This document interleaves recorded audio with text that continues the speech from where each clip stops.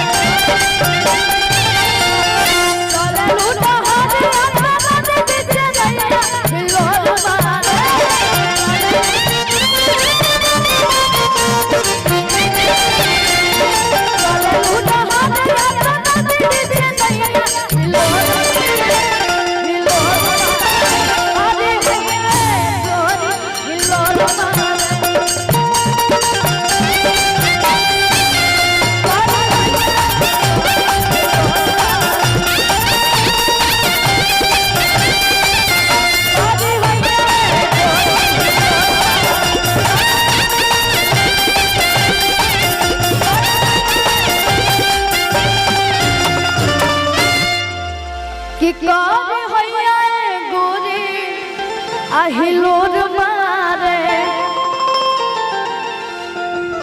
Hello अपने भोजपुरी अंदाज एक हम जब भी व्यवस्थापक कलाकार लोग नदी की तरह से पानी मंगवा दे रहे हम चाहते हैं कि रिक्वेस्ट है कि पानी कुछ बोतल भिजवा दीजिए स्टेज पे।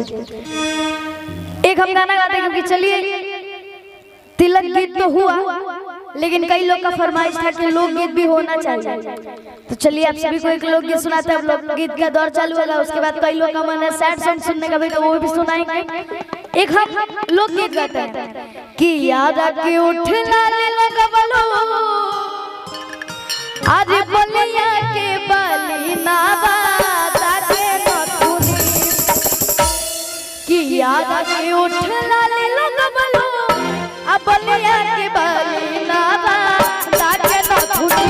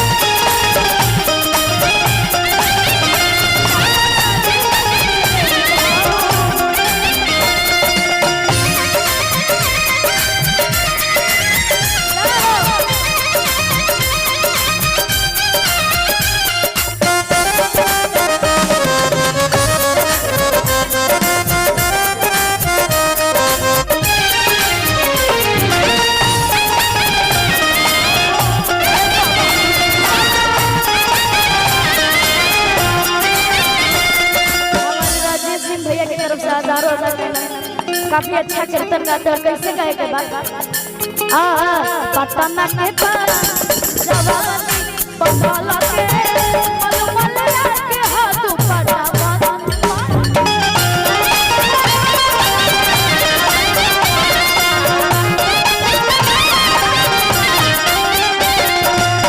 पटना के पास जवानी बंगाला के मलमलिया के हाथ पगा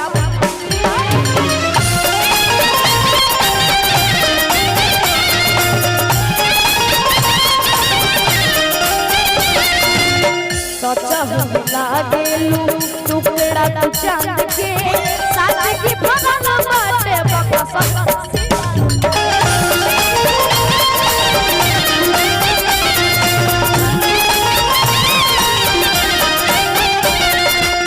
चाल बागो पाल गंगा से गोली कैसे चल हाथ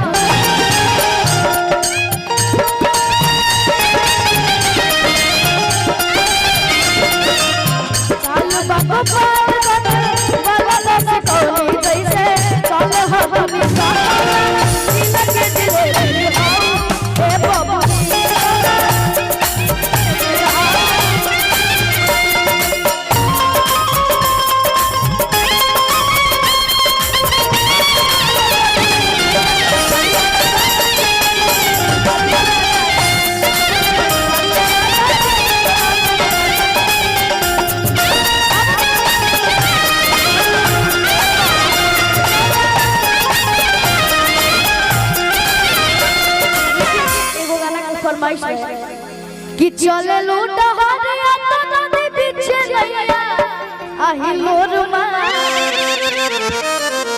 हम चाहते हैं तभी रेल बना पीछे हां तिलक के गीत हां शुभ घड़ी के जो गीत होला उधार ना होला।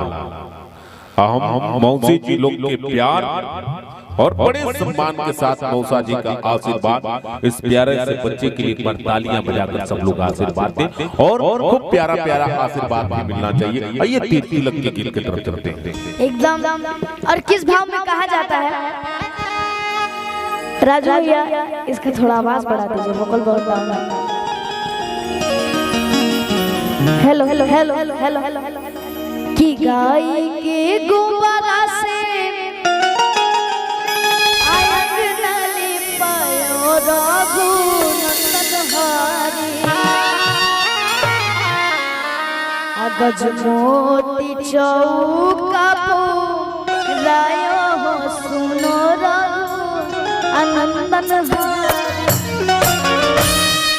अबे के बाद कि गाय के गोबाला से अंगनाली पायो रघु नंदन हरि।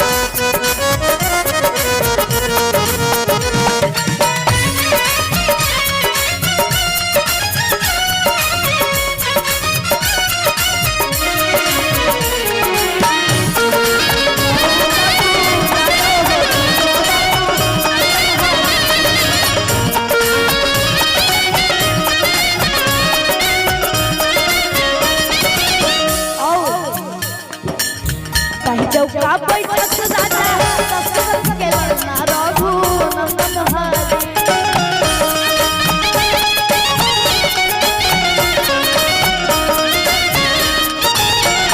चौका बैठक राजा दशरथ के लड़ना रघु नंदन हरि।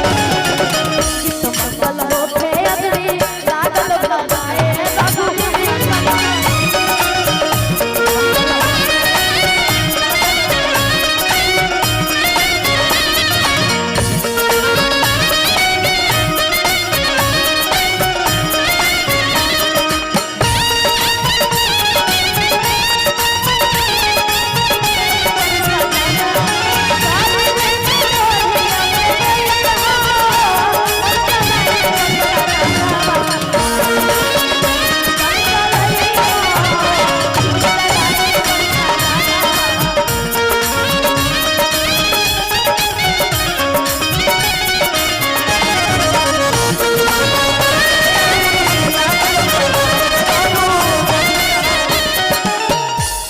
कैसे कहे के बा ताही चौका बैठत चारो राजकुमार करे चलत हर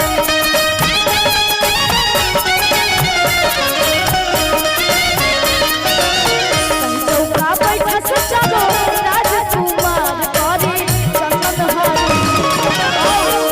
हम चाहता नहीं कि जितना भी लोग खुश बा कि अगर आज तिलक होता तो हम चाहता नहीं सब लोग अपन दोनों हाथ के उठा के सब लोग दोनों हाथ के उठा के अपन ताली बजा के गीत मंगल हो के अजरी लागल खाना है रघु नंदन हरि लागल खाना है रघु नंदन हरि गाय के गोबरा से अगना ले पायो रघु नंदन हरि।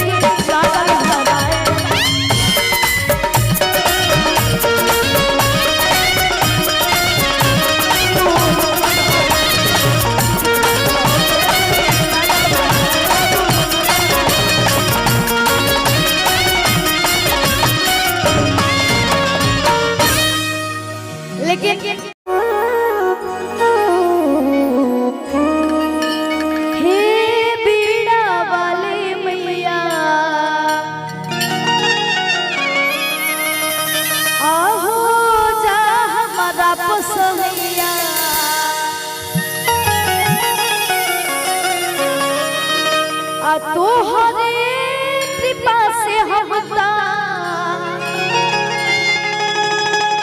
गाइल गानवा